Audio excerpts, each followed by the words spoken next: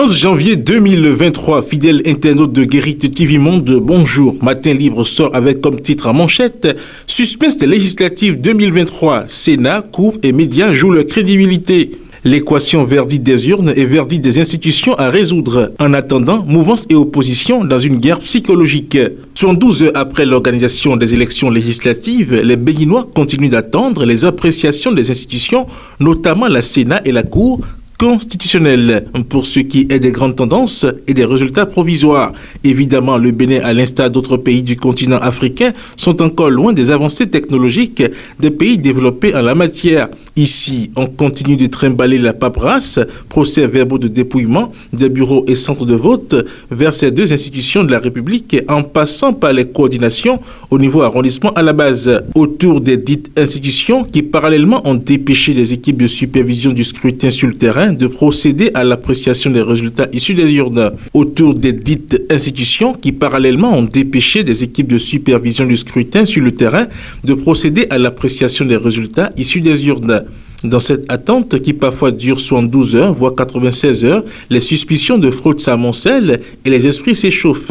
Les législatives du 8 janvier 2023 qui ont connu pour la première fois depuis 7 ans, sous le pouvoir de Patrice Talon, la participation de l'opposition n'échappe pas à ce cliché. Alors que l'opposition, plusieurs médias et observateurs à la fermeture des bureaux de vote ont conclu à un vote sanction de la gouvernance au Bénin depuis 2016, avec dans l'ensemble des listes de la mouvance sérieusement mises en difficulté ou laminées même dans leur supposé fief, le camp du pouvoir en place, le lendemain du vote, semble nourrir plus d'espoir. Des rumeurs de plus en plus persistantes, qui se traduisent d'ailleurs dans des écrits sur la toile, annoncent un des partis du pouvoir de la rupture, largement en tête, et le second serait au coude à coude avec le parti d'opposition le plus populaire. La réplique à ces écrits reproduits par des médias ne s'est pas fait attendre dans le camp d'en face où on dénonce des manœuvres assimilées à un jeu non clair de communication orientée et conditionnement psychologique du peuple.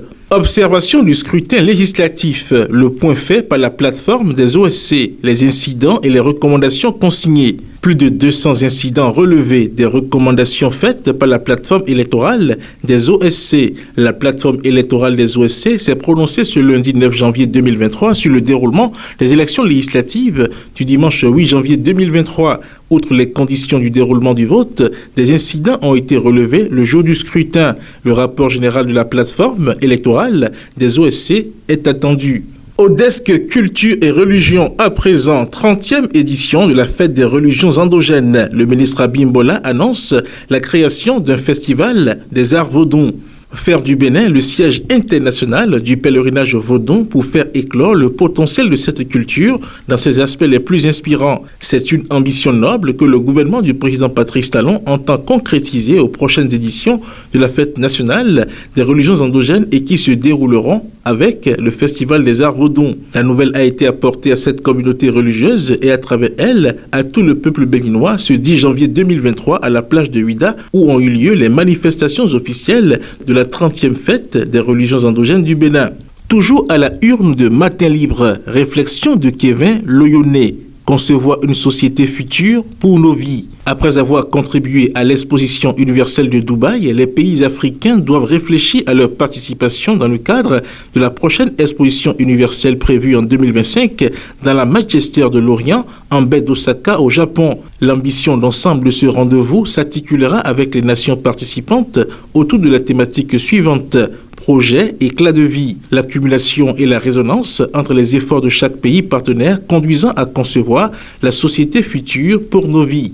En fin de mission au Bénin, l'ambassadeur Osseri reçoit les hommages du maire Atropo. L'ambassadeur de Turquie au Bénin, Kemal Onu Osseri, est en fin de mission au Bénin. Mais avant son départ définitif du territoire national, le diplomate a été reçu par le maire de la ville de Cotonou, Luc Atropo, il y a cela quelques jours. Occasion pour la première autorité de la capitale économique du Bénin de rendre un vibrant hommage à ce diplomate qui aura conquis le cœur des Béninois.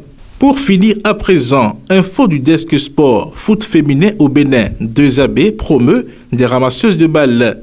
Depuis la première journée du championnat national féminin de football de 2e division, le club association des athlètes du Bénin a décidé d'initier les jeunes filles de son centre de formation au ramassage des balles lors des différentes rencontres du dit championnat. En effet, sur 2 matchs, lors desquels l'équipe de Adikatou Adam a reçu sur les 3 journées de la phase aller, le constat est qu'au lieu des garçons comme sur d'autres rencontres, ce sont des filles qui se sont occupées du ramassage des ballons au cours des rencontres en permettant aux équipes aux prises de bien disputer leur match. Une initiative très salutaire du club de CIFAS qui suit les souhaits et ambitions de la FIFA dont l'objectif est de faire la promotion des filles dans tous les compartiments relatifs aux compétitions féminines.